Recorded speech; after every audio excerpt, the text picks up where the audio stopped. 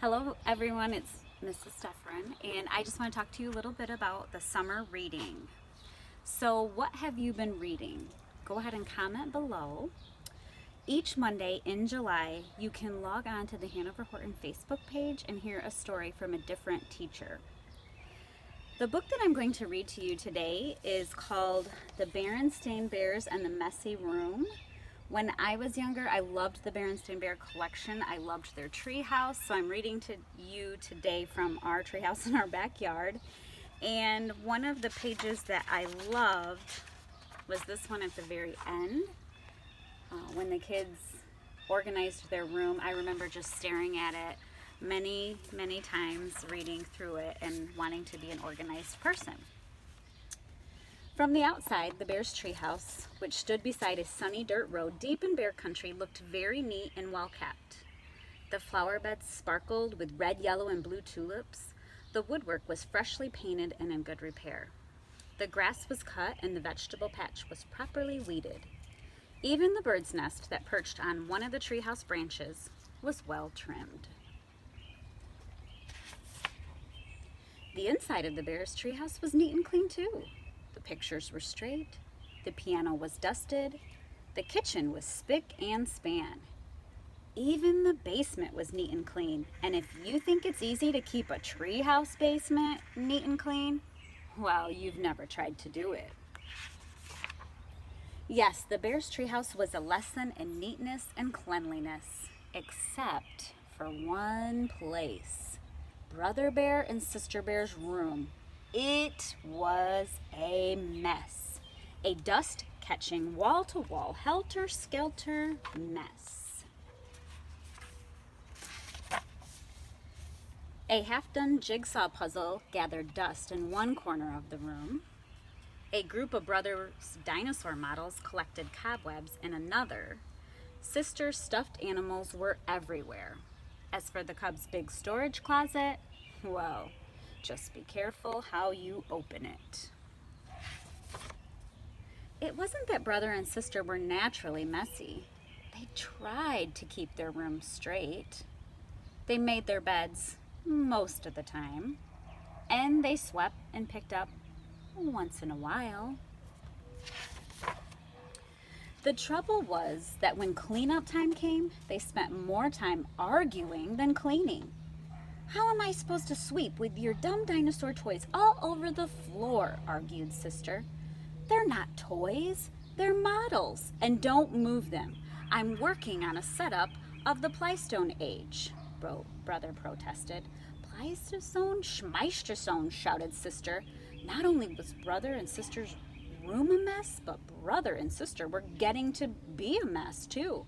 Always arguing about cleanup chores instead of sharing the job and working together as a team. What usually happened was that while the Cubs argued about whose turn it was to do what, Mama took the broom and did the sweeping herself. And she often did the picking up too.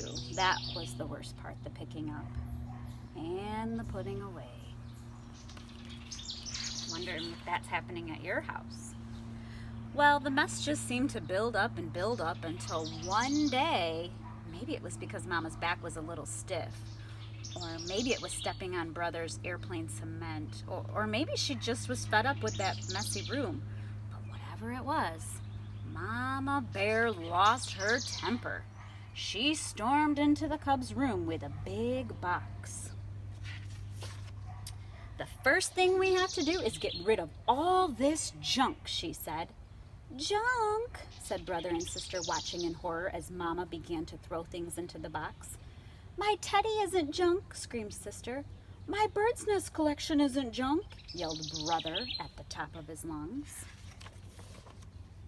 The screaming and yelling got so loud that it reached Papa, who was in his workshop putting the finishing touches on a batch of chairs that had been ordered by one of his customers. He couldn't imagine what was wrong. He hurried up the stairs and looked into that messy, noisy room. It didn't take a deep thinker to figure out what was going on. Quiet! Papa got Mama and the Cubs' attention and called a family meeting right then and there.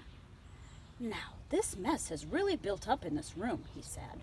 "In fact, it's the worst case of messy buildup I've ever seen." "And it isn't fair," he continued. "It isn't fair to your mama and me because we have a lot of other things to take care of. And it isn't fair to you because you really can't have fun or relax in a room that's such a terrible mess."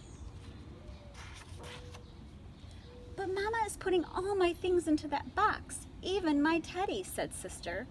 "And my things too," cried Brother. Then Papa got an idea. "A box? Yes," he said. "Better yet, a lot of different kinds of boxes. A big toy box for your large toys. I can make one for you in my shop. And some smaller boxes for your collections and models. And how about one of those boards with holes and pegs to hang things on?" asked Sister. "A pegboard," said Papa. "Great idea. All this room needs is a little organization." "A little organization and a few rules," added Mama. "Rules about more sweeping and less arguing and not leaving things to gather dust and cobwebs." Papa set to work making a fine big toy box in a large pegboard, while the cubs and Mama sorted out toys, books, games, and puzzles, and put them into boxes that fit neatly into the closet. Every box was clearly labeled. Some of the cubs' things did end up in Mama's big throwaway box.